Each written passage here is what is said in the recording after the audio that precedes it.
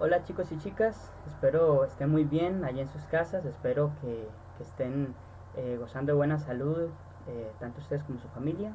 La clase de hoy es una temática bien particular, una de mis temáticas favoritas de este curso en realidad, y lleva como título Innovación Tecnológica y Bibliotecas. Em, Parte de las cosas que hemos estado trabajando desde que comenzó el curso, y como ustedes saben, este curso está pensado para que ustedes puedan idear su tema de trabajo final de graduación. em, Se ha basado en dos temáticas específicamente, que son las tendencias, según lo que hemos estudiado con la IFLA, y ahora este segundo tema es la innovación, es decir, el momento en el que tenemos el chance o la oportunidad de generar una idea creativa. Y a veces no solamente es el chance y la oportunidad, sino que la obligación, porque estamos bajo una circunstancia que nos obliga a generar una idea creativa. Justamente de esa creatividad aplicada a la tecnología es de lo que les voy a hablar el día de hoy y la incidencia que tienen las bibliotecas en este proceso. Y bueno, vamos a comenzar con la temática y lo que vamos a empezar a hacer es primero preguntarnos qué es innovar. Si gustan pueden ponerle pausa un segundo al video y pueden preguntarse a sí mismos qué entienden ustedes por innovar. Bueno, ese proceso creativo del que ustedes pueden reflexionar en sus casas no es otra cosa más de lo que Galicia en el 2015 afirma como un proceso que consiste en convertir en una solución a un problema o una necesidad una idea creativa. Es decir, hemos hablado bastante y cuando me reuní con ustedes de forma individual para trabajar sus temas de tesis, hemos hablado sobre identificar una necesidad, una problemática e investigación, pero la innovación no está solamente en resolver esa necesidad, sino que tiene que ser resuelta de una forma innovadora, de una forma que nunca antes se había visto. Eh, es como cuando ustedes tienen una necesidad de información y solamente buscan en Google porque todo el mundo lo hace. Pero, ¿qué otra cosa podemos hacer que sea innovador? Ahí es donde empieza a, a cobrar sentido este tema de la innovación tecnológica. Ahora, Mulet en el 2009 lo definía como todo cambio que genera valor, es decir, esta innovación no solamente es una forma creativa de resolver un problema, sino también es una forma eficiente que además nos da un valor agregado. Es algo que nos garantiza que además de resolver el problema, estamos haciendo algo más. Y parte de eso es lo que calificaría esa idea como innovadora. En dos frases cortas para resumirlo es resolver problemas con creatividad y buscar cambios basados en todo tipo de conocimiento.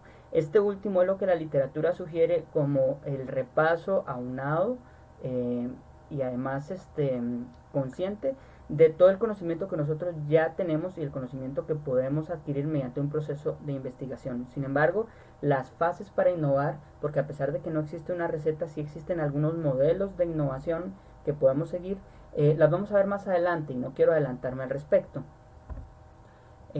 Pasada esa definición, vamos a hablar un poco de las 5 características que debería tener un proceso de innovación.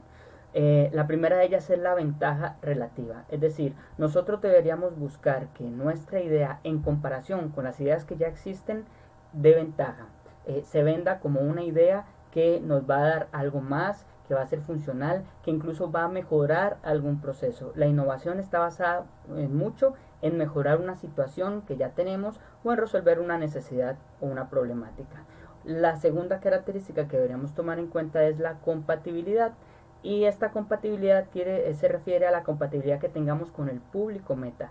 Nuestra idea es oportuna para el público al que la estamos creando, es una idea que realmente puede ser eficiente. Les he dado este ejemplo antes de un proyecto de investigación del que me enteré hace algunos años atrás, de un grupo de personas que decidieron llevar un proyecto de alfabetización informacional a una zona indígena y llevaron un montón de discos compactos con un montón de material de acceso abierto y cuando llegaron ni siquiera había luz eléctrica en la comunidad. Entonces aquí es donde la idea debe ser valorada bajo todas las condiciones que nosotros estamos teniendo en la identificación de nuestro problema. sí o sí la idea tiene que ser compatible con la situación socioeconómica, con la educación, el nivel de educación o nivel de escolaridad, para ponerlo de una manera más oportuna. Tiene que estar pensada también en las condiciones de tiempo, en la logística, en la organización de la comunidad a la que queramos llevar nuestra idea innovadora. También deberíamos tomar en cuenta como tercer característica la complejidad. Es decir, qué tan fácil va a ser para el público entender nuestra idea, porque si el público no entiende nuestra idea, no hay forma de que la perciba y que la adopte. Entonces, y es algo de lo que hace mucho énfasis la literatura que consulté, no hay innovación si no hay una aplicación. Si solamente se quedó en el papel, no es innovador todavía. Es una buena idea, pero hasta que haya una aplicación, se puede considerar como una innovación. La cuarta característica es la experimentación, es decir, qué tan posible es que nuestro público meta pueda hacer un ensayo o una prueba de la idea que estamos teniendo. Es como cuando ustedes ingresan a alguna aplicación, por ejemplo, cuando se suscribieron a Netflix y les dio una prueba gratis de 30 días. Esa experimentación nos permite tener una mejor cercanía de nuestra idea al público. Podemos usar también de ejemplo las muestras gratis que de pronto nos ofrecen en un supermercado. No hay forma de experimentarlo, sobre todo en las ideas innovadoras de comercialización, no hay forma de experimentarlo si no hay una muestra gratis. En otras ideas innovadoras también se pueden gestionar, por ejemplo, la creación de un servicio de una biblioteca. Podemos testearlo por 3 meses y eso nos permite evaluarlo y además mejorar el diseño de ese servicio.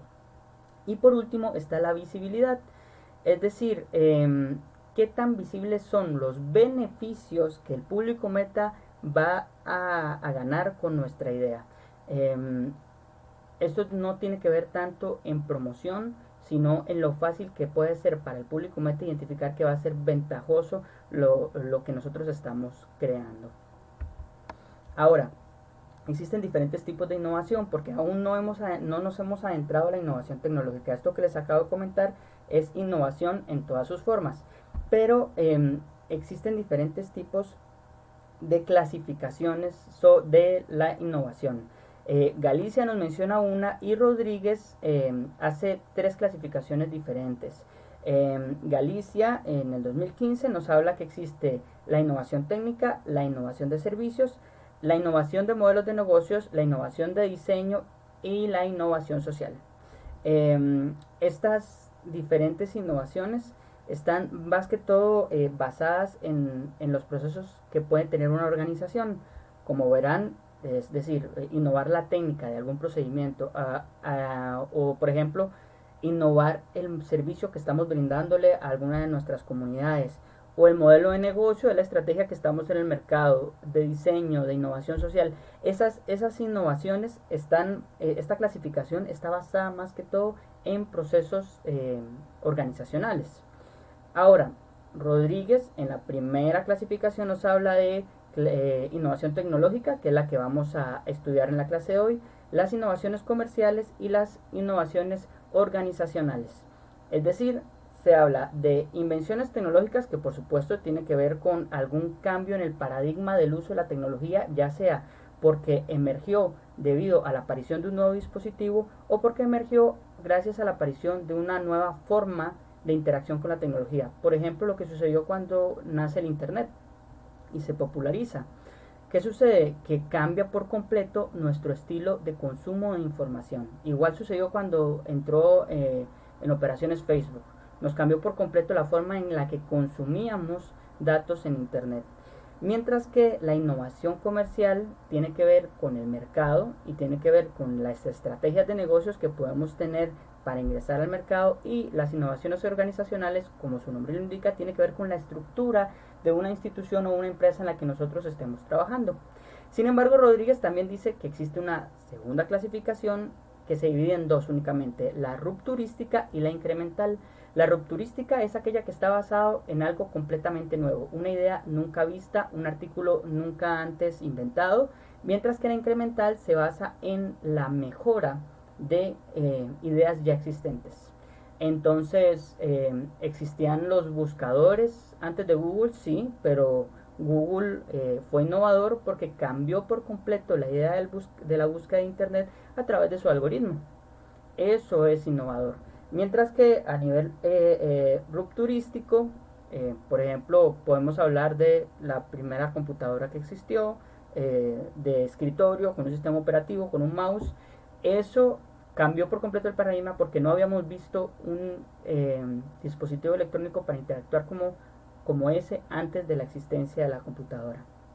Y por último, Rodríguez nos habla de otra clasificación que divide las innovaciones en dos tipos. La innovación de tiro, que es la que hace un estudio de mercado y, y, y realmente toma decisiones basándose en la oferta y la demanda dentro del mercado. Es decir, es el estudio del público meta el que nos dice si es necesario innovar o no.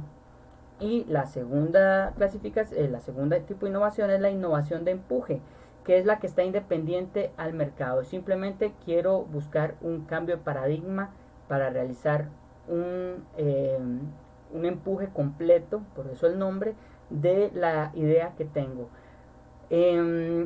Al respecto, la innovación de tiro muchas veces no solamente es porque hice un estudio de mercado, sino porque el mercado me está exigiendo, porque me estoy quedando atrás debido a innovaciones que hay en otros lugares. Eso implica también la innovación por imitación, que es traerme una idea ajena y adaptarla a mis condiciones. Se ve mucho en las bibliotecas. De hecho, la biblioteca como organización tiene esa gran ventaja que si la biblioteca Vasconcelos en México dice quiero hacer tal cosa y otras bibliotecas en América Latina queremos hacerlo, podemos por esa cultura de acceso abierto a las ideas y a la innovación. Lo mismo pasaría si lo hace la Virgilio Barco o alguna otra biblioteca importante en la región. Ahora, mientras que la innovación de empuje es simplemente porque tengo esta idea y quiero aplicarla. Que es básicamente lo que sucede es que las organizaciones líderes hacen la innovación de empuje y muchas veces provocan que haya innovación de tiro en todas las organizaciones que tienen alguna similitud con su con su estructura organizacional. Ahora, ¿por qué deberíamos innovar? Es importante innovar primero porque nos permite resolver problemas, que es básicamente como comenzamos esta clase. Tenemos una necesidad, tenemos una problemática y la resolvemos como, recuerden, de una forma creativa. Además, es importante porque nos va a dar ventaja competitiva. Cuando nosotros innovamos, vamos a poder tener la oportunidad de, primero que nada, tener protagonismo en el mercado mientras nuestra innovación está teniendo éxito. Segundo, ser ejemplo a seguir, ser un referente. Y tercero, vamos a tener la preferencia del público meta a nuestra innovación. Por supuesto que cuando Netflix sale al público y ya no tenemos que ir a un video a gastar un montón de dinero por cada película que rentemos, sino que por un único pago al mes tenemos acceso a N cantidad de películas en línea. Por supuesto que hay preferencia del público al hacer esto. ¿Y qué sucede? Esa fue una innovación, como lo habíamos visto antes, de empuje. Y después comenzaron las innovaciones de tiro en Amazon Prime, la aplicación de Disney, después Fox Premium y que HBO, y todas empezaron a hacer sus plataformas de entretenimiento en línea, justo porque ya el mercado las obligaba. Pero la ventaja competitiva por mucho tiempo fue de Netflix. También pueden ser respuestas a cambios del mercado. De esto no voy a profundizar mucho porque el ejemplo que les acabo de dar de Netflix anteriormente es un buen ejemplo para este. Respuesta a cambios tecnológicos también es importante para la innovación. Por ejemplo, las bibliotecas son un muy buen ejemplo. Teníamos acostumbrados al público a llegar a nuestras bibliotecas y a consumir información, pero nace Internet. Entonces las bibliotecas se van a Internet porque el cambio tecnológico obligó que hiciéramos esa idea innovadora. Y de pronto las colecciones estaban en Internet y se podían acceder a la 1 de la mañana y de pronto había un chat y ya usted no tenía que ir a hacer fila a la biblioteca. Esas son ideas innovadoras que son a respuesta de cambios tecnológicos. Por supuesto, la búsqueda del éxito es otra importante razón para innovar. y la diferenciación en el mercado, que tiene mucho que ver con la ventaja competitiva que les expliqué anteriormente. Ahora, les dije que no hay una receta, pero que existen varios modelos. Les recomiendo revisar la literatura, hay varios modelos interesantes, sin embargo el que más me llamó la atención es el modelo de Utterbach, que tiene fases específicas para todo el proceso de innovación. Estas fases comienzan primero con la iniciación del proceso, y esta iniciación del proceso tiene mucho que ver con cómo nos acercamos a analizar el contexto en el que tenemos nuestra necesidad. Es decir, tenemos que conocer todo lo existente, no solo la problemática, sino de pronto los recursos que tenemos a mano para resolver la problemática. Por ejemplo, ok, quiero implementar un servicio de WhatsApp para mi biblioteca. Y bueno, ¿qué tengo a mano? Tengo un celular viejo que un usuario olvidó y nunca reclamó. Ah, ok, de pronto lo puedo utilizar. O un celular donado que la biblioteca tenía, que nos lo regalaron, una promoción de un equipo que compramos, en fin. Y de pronto allí ya empezamos a analizar los recursos y empezar a buscar las soluciones oportunas mediante la iniciación del proceso. Eso nos lleva a la fase número 2. La fase número 2 es la formulación de la idea. Aquí es donde viene, primero que nada, el prediseño, la idea, qué vamos a hacer, cómo lo vamos a hacer, qué presupuesto necesitamos. Y aquí también viene la evaluación, porque donde hablamos de presupuesto tiene que haber una evaluación de costos y viabilidad. Es decir, tengo los recursos presupuestarios oportunos para crear esta idea, o realmente debería hacerlo con recursos más escasos. No es lo mismo decir que voy a innovar con un makerspace en mi biblioteca, más adelante vamos a ver qué son los makerspace, pero no tengo los recursos, a decir, bueno, me regalaron una pizarra digital, por lo menos voy a poner un área de trabajo colaborativo y reuniones en la biblioteca. Después de eso llega la fase número 3, que es la formulación del problema, y aquí tiene un proceso investigativo bastante exhaustivo, porque significa también empezar a ver cómo se está resolviendo esos problemas en otros sectores del mercado. Después la fase 4 es la solución del problema, que es cuando tenemos una idea nueva o adaptamos una idea existente. Es decir, basándonos en el análisis de la problemática que hicimos en la iniciación del proceso y en la formulación del problema, pasamos entonces ya a redactar, a definir concretamente cuál es nuestra idea, ya sea porque adaptamos una o porque se nos ocurre una nueva para resolver ese problema. Después, recuerden que, como les decía, cuando uno prueba un servicio, tiene que haber una posibilidad de experimentación, tanto para el usuario como para la organización misma que lo ofrece. Y en esta experimentación es donde se sitúa la fase de perfeccionamiento y desarrollo, es decir, donde hacemos prototipos, si vamos a hacer una aplicación, si vamos a inventar algún dispositivo, donde hacemos pruebas de ese prototipo, lo ponemos en uso a una población cautiva y después hacemos las evaluaciones mediante instrumentos que se le aplican a esa población cautiva que ya utilizó el servicio que nosotros tenemos. Y finalmente, la última fase del proceso de innovación es la utilización y la difusión, es decir, donde nosotros tomamos el producto y lo introducimos al mercado y ya empieza a promocionar esa idea innovadora que estamos teniendo. Es importante que Utterbach, el modelo Utterbach, menciona que sin llegar a esta fase no hay innovación. Lo que les decía antes, si no hay una aplicación, si no paso las pruebas en el proceso de perfeccionamiento y desarrollo, y no llegamos a la utilización y a la difusión, entonces realmente no hay una idea innovadora. Hay un bonito proceso investigativo, pero al final el resultado de la investigación es que no es viable, por ejemplo. Entonces, en ese sentido, sí es importante que lo tomen en cuenta. Ahora, ¿qué papel juega la biblioteca en todo este trabajo de la innovación? Bien, nosotros en los procesos de innovación tenemos muy buenos nichos de trabajo. El más frecuente, el más común, es el de ser proveedores de fuentes y recursos de información. Es decir, la biblioteca es la que da todo el sustento bibliográfico para generar la idea innovadora.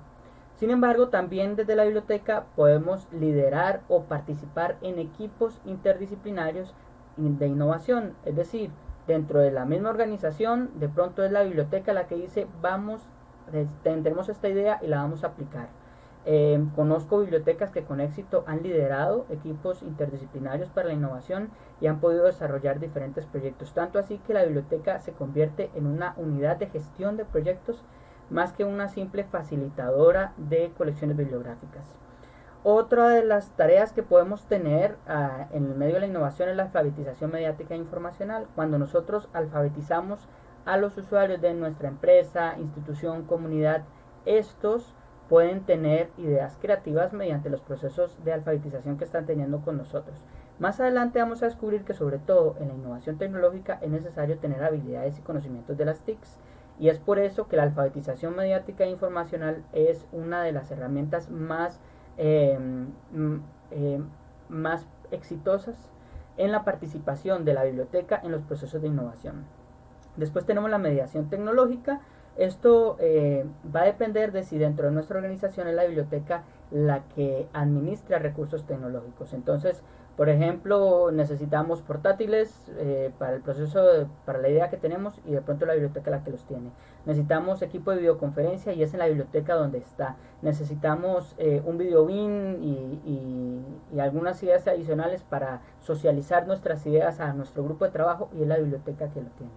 También podemos ser ese lugar que ofrece espacios de trabajo colaborativo y makerspace. Los espacios de trabajo colaborativos son aquellos que están diseñados para las reuniones y la creación de ideas, es decir, pizarras, mesas de trabajo en grupo, equipo de videoconferencias, alguna pantalla cerca de la mesa para poder estar consultando cosas en internet de forma colaborativa.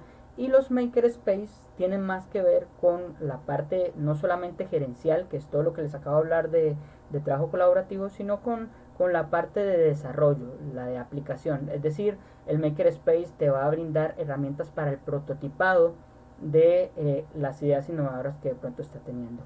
El Protolab en la Universidad de Costa Rica es un muy buen ejemplo de makerspace, o de taller de prototipado, básicamente, y la idea que se está gestando a lo largo y ancho del mundo es que las bibliotecas sean los lugares que anidan esos espacios para hacer trabajo colaborativo o para hacer prototipado. Y por último, el apoyo en la virtualización. Nosotros como biblioteca podemos apoyar en la generación de recursos virtuales para apoyar las ideas innovadoras. Una de las cosas que pudo haber sido un buen nicho de trabajo para las bibliotecas en esta emergencia del COVID-19 es justamente haber podido dar soporte al personal docente en los centros educativos para virtualizar sus cursos. Sin embargo, hay ejemplos de bibliotecas que conozco en este momento que de pronto sirven a una institución o a alguna empresa que por A o B motivo tiene intereses didácticos en alguna temática, y entonces hace un simposio, un encuentro, y no estamos hablando de lugares académicos, estamos hablando de bibliotecas en otro tipo de instituciones que de pronto necesitan gestar una actividad académica para la creación de teoría, de ciencia, y se apoyan en la biblioteca para que éstas administren sus espacios de virtualización. Los makerspace y los apoyos de virtualización se los dejen asterisco porque son temas que están dentro de nuestra gama de temas que vamos a ver durante el semestre. En especial hoy es que vamos a profundizar un poquito en el apoyo en la virtualización. Ahora, hablemos entonces de innovación tecnológica. El mismo Galicia nos dice que es un proceso que abarca el espectro de actividades que se inician con búsqueda de necesidades tecnológicas. Es decir, es innovación tecnológica cuando la necesidad que tenemos es tecnológica y buscamos una idea creativa para resolverla. Esta búsqueda de necesidades tecnológicas se da en organizaciones del sector productivo, la mayoría de las veces. Sin embargo, puede darse también en lugares académicos o organizaciones no gubernamentales. Y se extiende hasta la comercialización. A pesar de que esta definición lo afirma, no siempre una innovación tecnológica tiene que llegar a la comercialización. Sin embargo, lo más rentable es eso, porque muchas veces la innovación tecnológica involucra una gran inversión y se necesita un reintegro de esa inversión a través de la comercialización de la idea. No obstante, hay muchas instituciones académicas que hacen innovación tecnológica sin necesidad de llegar a la comercialización. Ahora, estos se derivan de esfuerzos de investigación y desarrollo, ahí se los marco porque realmente eso es, al final la innovación es el producto de una investigación, y se los marco porque es justamente lo que de pronto podemos considerar en nuestros trabajos finales de graduación: encontrar una idea innovadora que se permita desarrollar a través de esfuerzos de investigación y desarrollo. Y Alicia también menciona que pueden haber otros mecanismos para la innovación tecnológica. Ahora, ¿qué características debería tener la innovación tecnológica? Sí o sí necesita estar vinculada con necesidades tecnológicas. De cualquier otra manera no sería una innovación tecnológica. Ahora, esa innovación puede ser radical o gradual. Se los voy a definir con ejemplos.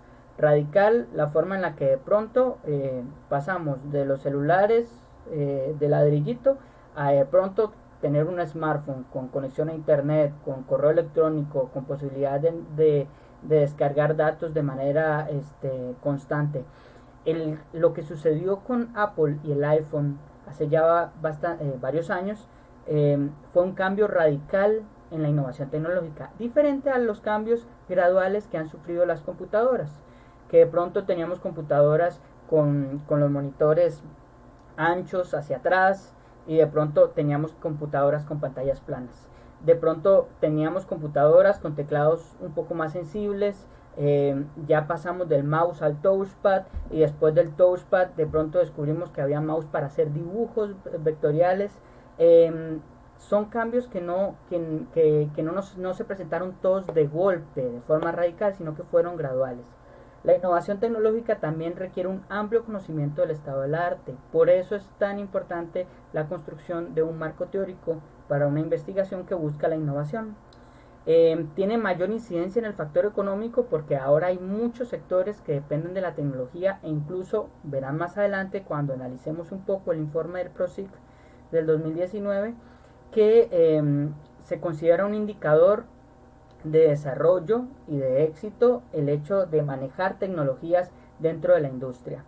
Y una innovación tecnológica puede convertirse en una idea comercializable. Cualquier innovación, bueno, la mayoría de las innovaciones podría convertirse en una idea comercializable. Sin embargo, la tecnológica tiene un alto porcentaje de posibilidades de hacerse porque ahora existe mucho consumo de ideas tecnológicas. Vean a su alrededor y vean cuántas pantallas hay en sus casas, cuál es su conexión, qué dispositivos utilizan diariamente. Y también, y esto lo marco con asterisco porque nos va a introducir a la siguiente parte de la clase, entre las características de la innovación tecnológica es que requiere acceso y habilidad. Por supuesto, es necesario que tengamos acceso y habilidad en el uso de las TIC. Si la persona que quiere innovar no maneja las TIC, es necesario que se involucre en un proceso de aprendizaje porque no va a poder innovar en algo que no conoce. Ahora, esto nos lleva a preguntarnos en qué estado está Costa Rica a nivel de hogar y a nivel de empresa sobre el uso y el acceso a las tecnologías de información y comunicación. Hay algunos datos muy prometedores y hay otros que no tanto. La idea de analizar este informe del PROSIC es para que ustedes sepan más o menos con qué pueden trabajar en sus ideas de la tesis. Les menciono primero que desde el 2008 Costa Rica a nivel desde el 2008 Costa Rica es el país que ofrece de forma más barata la telefonía.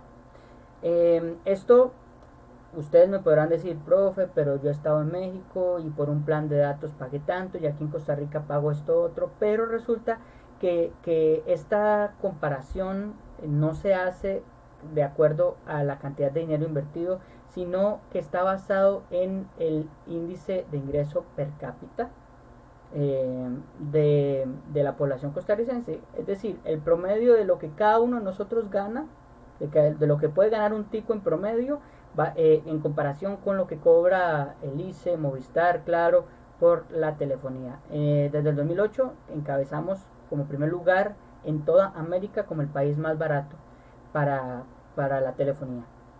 Somos el número 4 en ranking mundial de asequibilidad. ¿Eso qué quiere decir? Que los ticos tienen acceso porque cuentan con buena infraestructura y buenos niveles de acceso a la tecnología. Eso también son datos favorables. Existen algunas tendencias, como la tendencia a la reducción en la tenencia de telefonía fija. Cada vez hay menos personas que les interesa tener un teléfono en su casa porque tienen su celular y ya se les resuelve. Hay un aumento, por lo tanto, en tenencia de teléfonos inteligentes. Sin embargo, toda esta situación, según el programa institucional de Sociedad de la Información y Conocimiento, PROSIC, existe una brecha digital etaria. Es decir, Costa Rica va avanzando y va en aumento, pero el aumento de los jóvenes es mucho más significativo, jóvenes de 16 y 19 años, a adultos de 55 o más años. Entonces sí, estamos creciendo de pronto todos al mismo tiempo, pero no todos juntos, porque el crecimiento de los jóvenes va a estar mucho más vinculado con la alfabetización mediática e informacional que han tenido. Por lo tanto, hay una brecha digital etaria que tenemos que pensar y resolver. Estos son algunos datos del MISIT que el PROSIC analiza en el 2019. Y aquí quería comentarles un poco sobre cómo usan los ticos el Internet. Vean que el mayor porcentaje de los ticos, 80.7, usa el Internet para descargar imágenes, videos, música y juegos. Y después vamos en forma descendente a descarga de software y aplicaciones, participación en redes sociales en tercer lugar, descarga de aplicaciones, llamar por teléfono, por internet y VoIP, enviar y recibir correos electrónicos, buscar información, obtener información sobre bienes y servicios. Pero vean que la diferencia porcentual al siguiente punto es muy importante: subir textos, imágenes, fotos, video y música. Vean la brecha que existe entre lo que es solamente entrar a internet a consumir y lo que es entrar a internet y producir. En esto tiene que ver mucho la innovación, porque la innovación tiene que ver con las capacidades que tengamos para publicar lo que innovamos.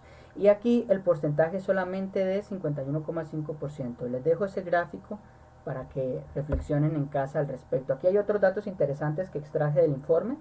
La tenencia de computadoras en los hogares costarricenses durante el 2018. 54% de los ticos no tienen acceso a una computadora. Y estoy seguro que más de uno de ustedes dicen: yo soy uno de esos, y en este proceso de virtualización de las clases me ha salido cara la situación por estar intentando consumir todos estos datos desde el teléfono móvil. El porcentaje de personas que tienen computadora portátil y computadora de escritorio de manera simultánea es muy escaso, 9%. Solo computadora de escritorio es un 6%, y hay un alto porcentaje, 31%, de personas con computadora portátil, pero aún no es comparable con el 54% de gente que no tiene una computadora. Y aquí es donde el teletrabajo y la virtualidad que estamos viviendo a raíz del COVID nos permite cuestionar mucho sobre la brecha digital que estamos viviendo en Costa Rica.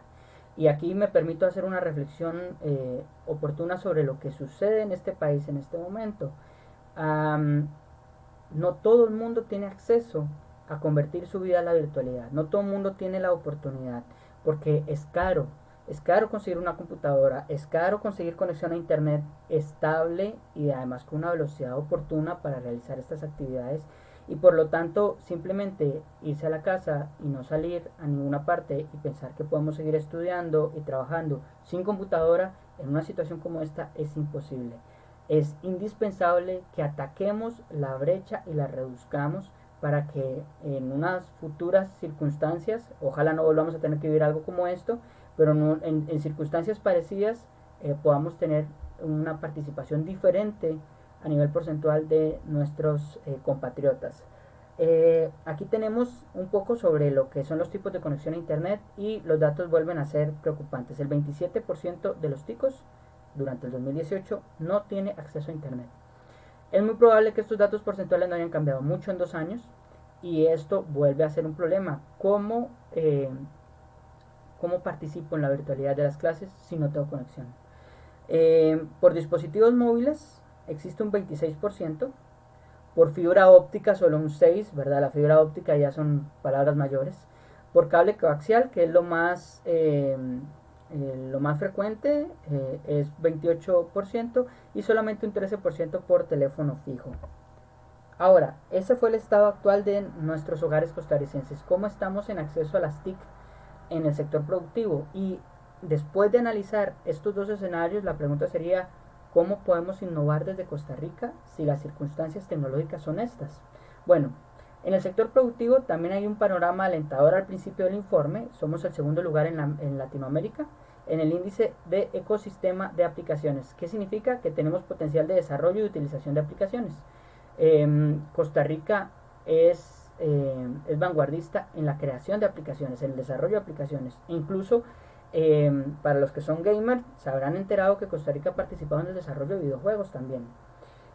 Costa Rica también está en tercer lugar en América Latina y el Caribe en el índice de competitividad global. Ese índice de competitividad global somos el tercero en América Latina, pero cuando descomponemos los diferentes indicadores nos damos cuenta que podemos pasar del lugar 23 al lugar 55 de un indicador a otro. Entonces también es un asunto que hay que tomar en cuenta. Esos indicadores se dividen en tres etapas, que son la adopción de TICs, las habilidades para manejarlas y la capacidad de innovación. Volvemos entonces a darnos cuenta que a nivel de América Latina tenemos una posición de privilegio, pero donde descomponemos cada uno de esos indicadores, vemos que hay mucho trabajo que hacer en cada uno de ellos. Aquí les hablo un poco sobre las empresas. En el 2019, 91% de las empresas tenían computadora de escritorio, mientras que en el 2017 eran el 95%. Esos cambios porcentuales se deben mucho a que la portabilidad resuelve más en temas de trabajo empresarial, sobre todo en empresas que ya tenían el work from home, ¿verdad? El famoso teletrabajo instaurado, y entonces si la persona en su escritorio tiene una portátil que la puede cerrar y llevársela diferente a una computadora de escritorio. De hecho, el indicador siguiente nos dice exactamente que está subiendo las empresas con computadoras portátiles. Es diferente en tabletas. Hubo un auge en el 2018, pero bajamos de nuevo en el 2019. Las fotocopiadoras han ido en aumento, los escáneres han ido en aumento, los fax han ido en retroceso, ¿verdad? Ya no nos interesa tanto tener el fax. Router y modem inalámbrico, hay una cierta estabilidad. Videobeam, la gente también se está interesando menos, pero también puede suceder que se estén sustituyendo por pantallas inteligentes, dispositivos de transmisión por HDMI, pero bueno, eso no lo analiza este informe. Los teléfonos inteligentes están en aumento y el 98% de las empresas tienen impresoras de cualquier tipo, pero solo el 4% impresoras 3D, que tienen mucho que ver con la innovación y el prototipado, y drones solamente el 10%. Ahora, el drone sigue siendo un recurso muy especializado que no toda empresa necesita, así que quizás por ahí va. Otros datos que me interesa que analicemos: 4 de cada 5 trabajadores usan computadoras en el 51% total de las empresas. Pero si ustedes ven acá el porcentaje más bajo de los trabajadores que usan computadoras en las empresas es en el sector agrícola, ganadería, silvicultura y pesca. Y si ven aquí abajo, es la misma suerte: empresas de agricultura, ganadería, silvicultura y pesca para los trabajadores que usan internet.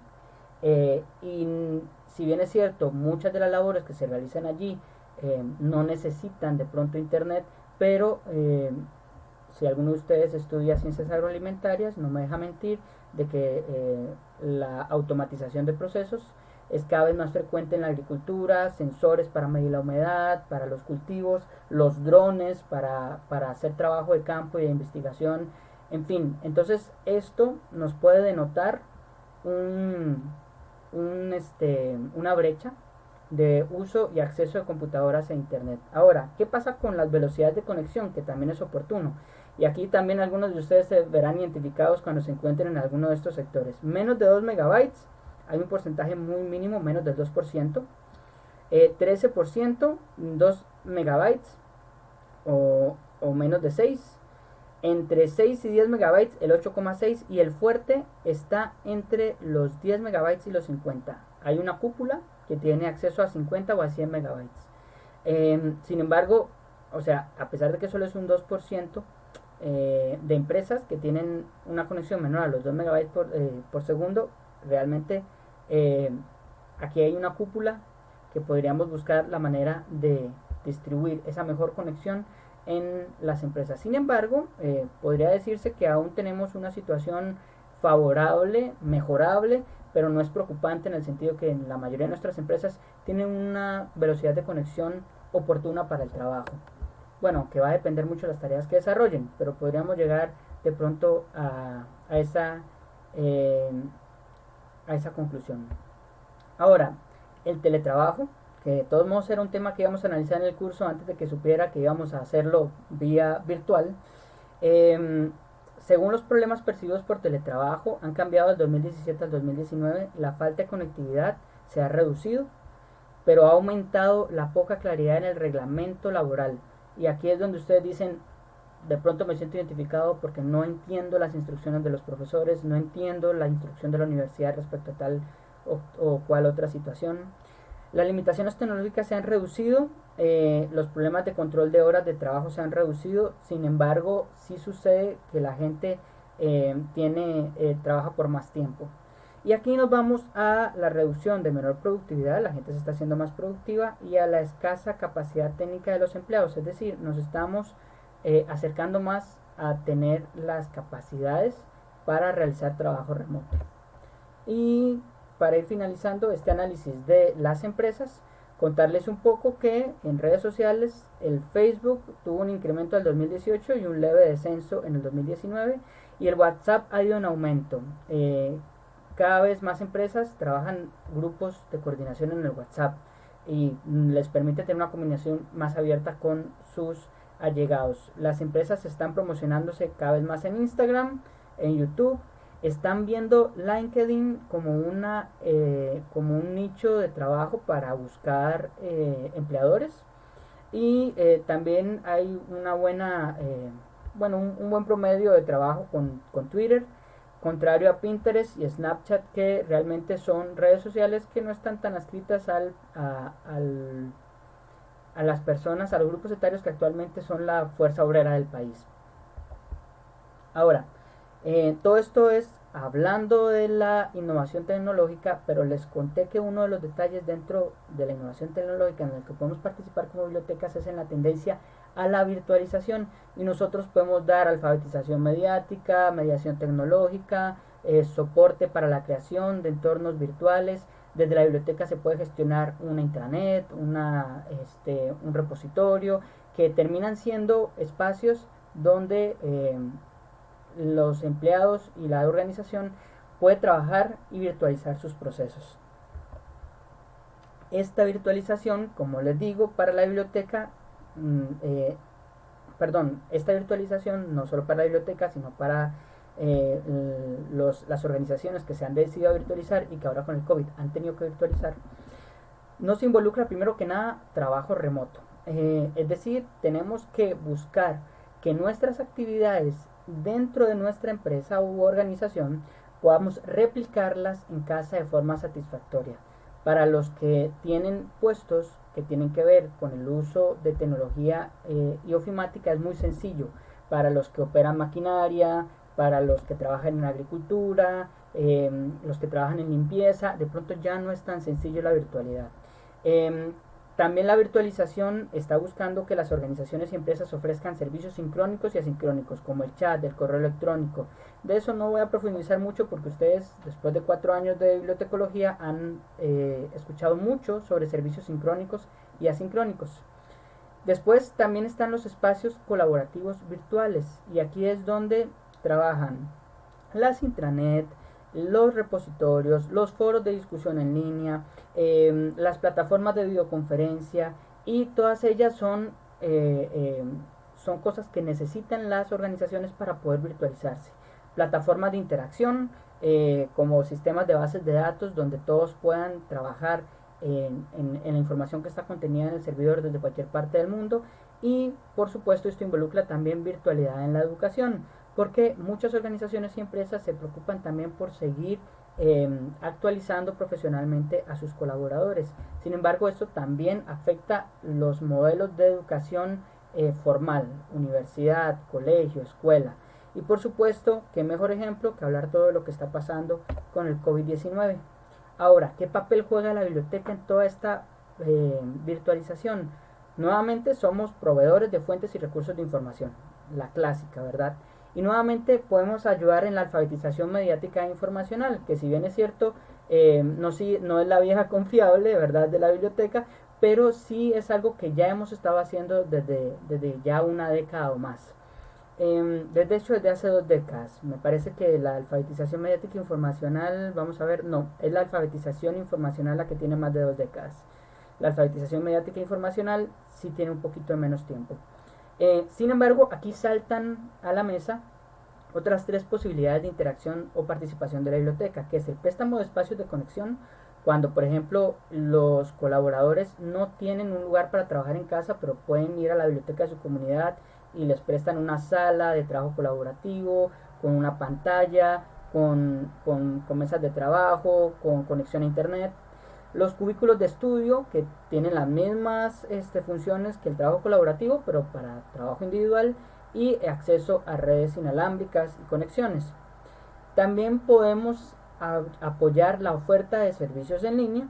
Y por último, la gestión de entornos virtuales de aprendizaje. Y en este quiero hacer bastante hincapié porque es una de las actividades que vamos a tener dentro de desarrollo del curso, porque es una de las tendencias que incluso la IEF la ha identificado desde años atrás, que es la virtualización del aprendizaje. Y qué mejor momento de hablar como un tema actual, la virtualidad del aprendizaje, en este momento de crisis del COVID-19. ¿Qué son entornos virtuales de aprendizaje o EVAs? Son programas informáticos interactivos de carácter pedagógico que poseen una capacidad de comunicación integrada, es decir, que están asociados a las nuevas tecnologías. Es decir, es una aplicación que se creó para gestionar procesos de enseñanza y aprendizaje. ¿Por qué Facebook no funciona tan bien a pesar de que nosotros lo hemos usado en clase?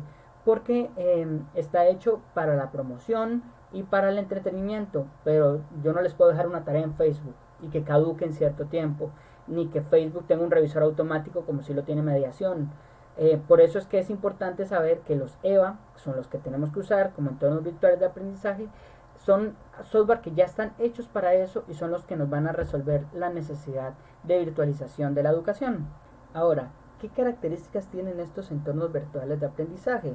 Bien, la primera de ellas es que sí o sí tienen que basarse en un programa curricular, es decir, debe haber un programa de curso, una carta al estudiante, de donde se tiene que basar toda la forma en la que se desarrollan los contenidos y los recursos multimedia que se suben a este entorno virtual de aprendizaje. Además, bueno, son entornos que nos van a permitir organizar el espacio, disponer y distribuir los recursos didácticos. Como ustedes verán en mediación, realmente como están tan cercanos a este proceso, pues sabrán que uno dispone semanas, fechas y actividades con ciertas particularidades, con algunas limitantes como fechas de ingreso, evaluaciones automáticas, en fin.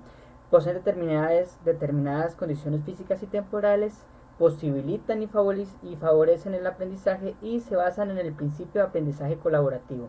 Es decir, que todo lo que nosotros trabajamos en estas herramientas, ustedes ya lo habrán visto, foros, videoconferencias, tienen que ver con trabajo colaborativo, porque a pesar de que también se permiten actividades individuales, existen estudios que vinculan el trabajo colaborativo con el uso de la tecnología como una oportuna estrategia para el aprendizaje. Y finalmente se apoyan en herramientas multimediales, es decir, audio, video, reproducción de imágenes, en fin, un montón de actividades interactivas que podemos hacer desde estas plataformas.